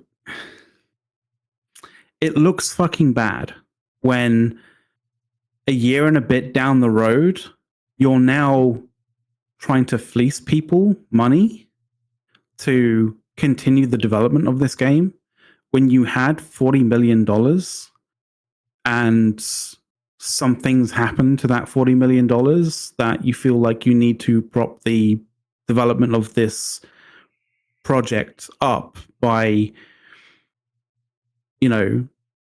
by selling access to it. And I get MEPA that games need to create profit, but like this isn't a game yet. This isn't released. This is still in development. This is still in early development. There are things that, that make up the foundation of this game that CCP have said is the foundation of this game, and the entire purpose for this game to be a means for the Eve IP to continue in perpetuity, right? That hasn't even been demonstrated as being capable yet.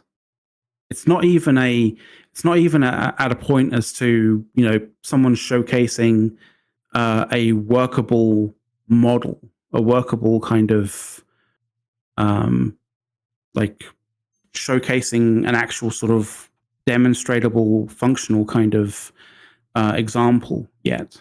Like by that I don't mean, by that I don't mean like gameplay. By that I mean like the ways and the means for this for this game to be what CCP wants it to be, which is a way for the CCP, the Eve IP to continue forever, right?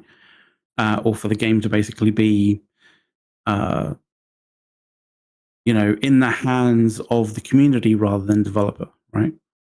They haven't even showcased publicly in any way, shape, or form a working demonstration of that. So it's like, and you're already asking the public to sort of buy into this. I mean, if you want to buy into it, then I guess fair enough, but like I wouldn't at this point in time. And I think it's kind of a bit fucking crazy after being given 40 million of venture capital literally a year and a bit ago to be saying, oh, we need more money. Where should we get more money from? Mm-hmm. and if you ask CCP, because we actually had an interview with CCP earlier on this year, and we basically asked them, like, has that money been spent on pre-purchasing of coins? In the same way that the Tuah kind of crypto coin, meme coin was purchased, in pre-sales by a bunch of investors, right? We asked, has that money been spent on, pre-purchasing of Eve tokens in any way, shape, or form? And they said no. But we have seen sort of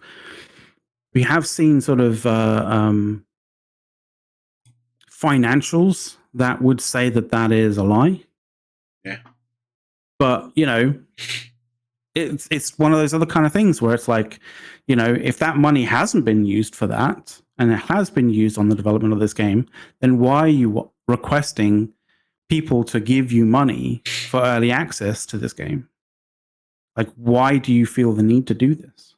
Well, I think it's more they feel they can do it, right? There'll be enough demand to make it happen, right? And let's go to the graph, right?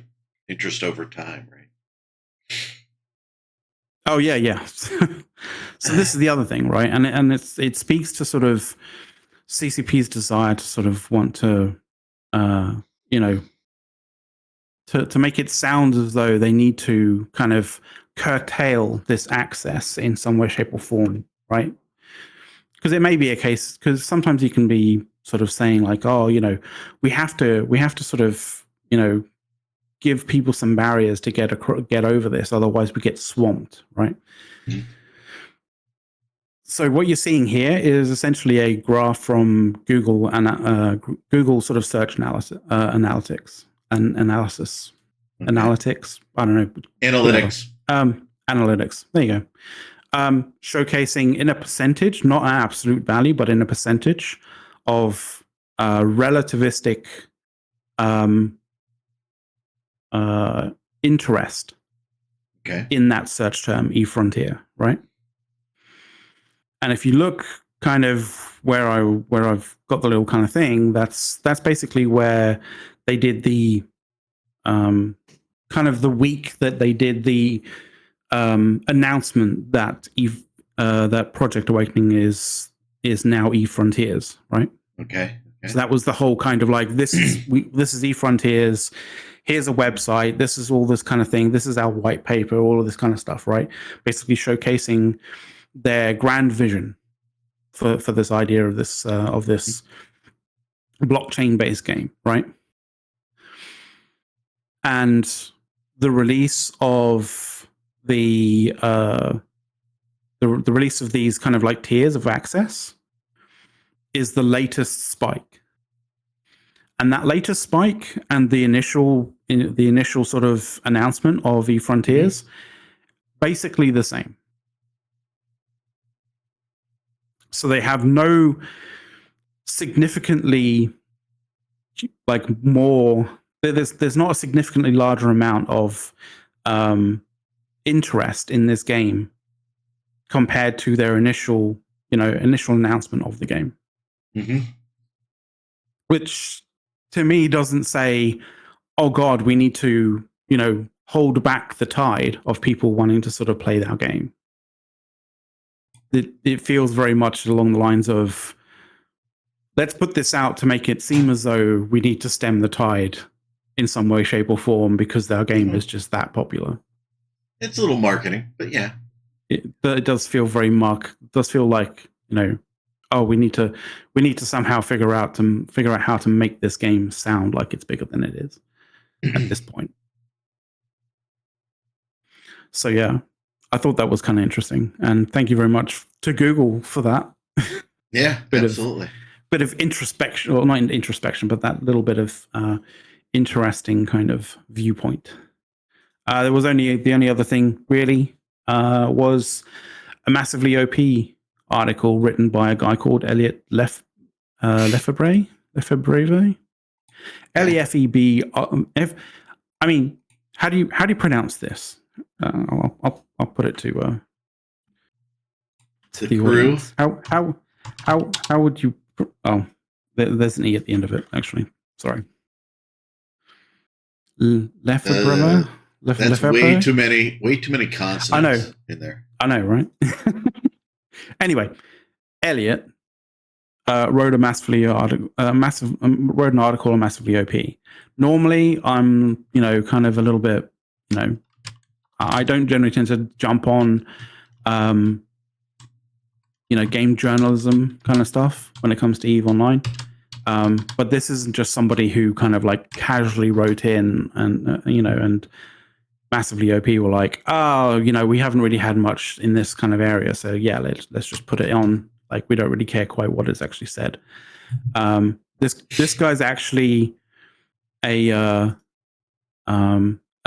been a member of MassivelyOP since its inception as a company, and he's their like senior. What is it? It's like a senior reporter, I believe.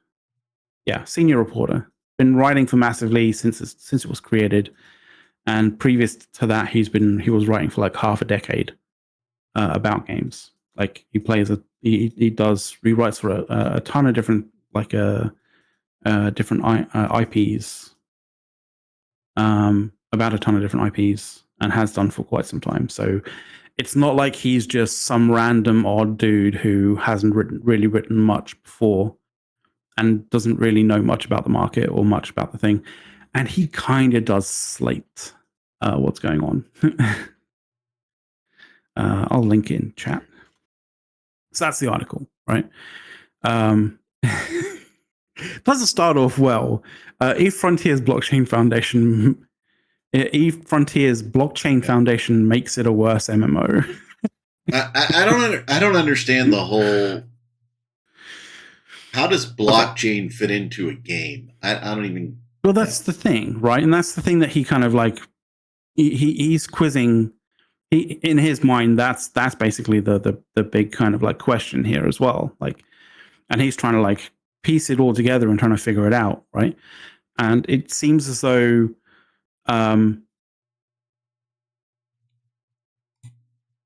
he seems to sort of very, very much kind of look at what CCP is trying to do and say like, okay, well, CCP is trying to wanting to sort of crowbar blockchain into this game because they feel like it's going to have this effect, except that's not like that's not a unique thing that blockchain allows you to do. You can do that with regular programming, stuff like that, and gives an example. And one of the examples is Roblox. CCP very much kind of says like, oh, we need blockchain, we need sort of Frontier to be on the blockchain because that is our ticket to making this game extremely moddable for the community at large, kind of thing. And he basically kind of says, well, Roblox does that, and they don't have any blockchain tech whatsoever in the game. So, like, no, like that is not a viable reason for you to be going down this path. Yeah. He brings in other kind of aspects of it. It's like he read CIO magazine and said, "Oh, blockchain, and let's just throw that into our game so it sounds new, cool, and awesome technology." I mean, yeah, there's also this idea of like, our CCP's just like following trends, but like 5 years too late, right? And so it almost feels like CCP's sort of like noticed this thing called crypto and blockchain and NFTs, and like, oh, we should follow this. And it's like, yeah, that was like 5 years ago. Like, it was all a fucking scam. And CCP's like, well, we'll see about that. That's like such a Hillmore thing. Yeah, we'll see about that. We'll see about that. Yeah, I'll make it work. The same way that you made, fucking VR work, right? Oh God. All right. Well, hey, I think we are. Can you believe we are overtime? I didn't believe that we were going to be overtime, in actual fact. But yeah, we fucking made it. Yeah. Okay. Here we go, guys. By the way, MER says they actually would have made the MMO they were doing Darkness with the Vampires. Abso-fucking-lutely. And that would have been fucking cool. And also, to be fair, that was also sort of that also they took their fucking merry time on that, and by the end of that, they literally missed the vampire craze probably by about 5 years. I know. Crazy. So yeah. Day late, dollar short. Mm-hmm. All right, folks. Well, we are planning to be back next week. By the way, we had I don't know why Bargos wasn't here, but Dirk wasn't here because he's celebrating in the Scottish way. Yeah, he's celebrating. He's having Christmas in Scotland, so I need to figure out like what fucking quirk or what like aspect of time zones means that like Scotland can have Christmas like how many fucking days? Like they were drinking 10, champagne 11 days 11 days early. Like I mean I've heard of like time zones being quite like quite significant, but 11 days. I didn't understand this statement, right? So you guys are like 8 hours beyond us, right? Is it 7, right?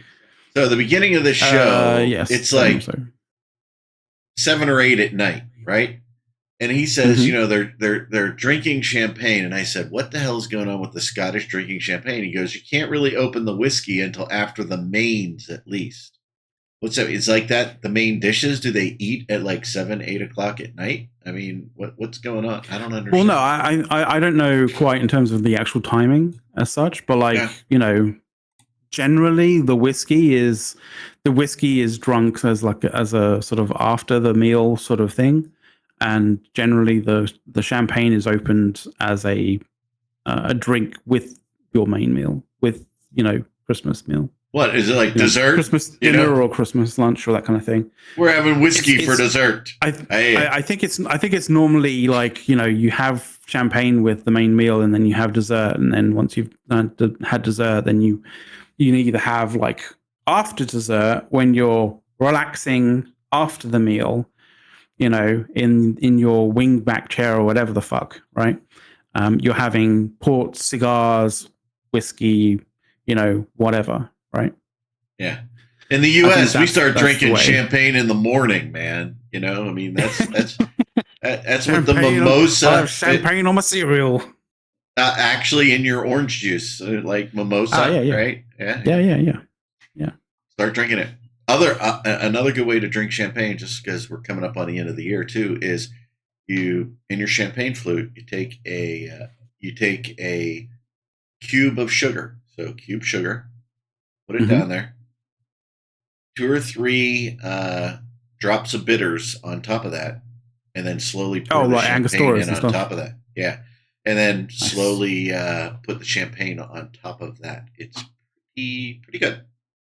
So, all right. Nice. So we plan to be back, same bat channel with Dirk and maybe Vargos. Not out celebrating, doing whatever the hell they're doing. What the hell is the date next week? I don't even fricking know. So let's check date is the 21st. 21st. I will. That'll be like Chris. That will probably be like our proper Christmas kind of episode. I have a special hat just for that episode. I'm ready. And then we'll go into the pre-New Year's episode. But I just want to say this right now. Like, if in fact the situation occurs that a lot of us are running around with our hair on fire, trying to sort some stuff out before actual Christmas occurs. Yeah. If we're not around next Saturday, then we will definitely have one on the 28th, and that'll be like definitely. Maybe that though we might do like a yearly roundup sort of episode, sort of thing like that. But as it plans today, we plan to be here. Yep. This is McLeod for those in the audience who aren't yet married and male. Okay. So there is a set of Christmas lists and things that you could do. Okay. So The husband's Christmas list says the wife. The wife's Christmas list is everybody else. Okay.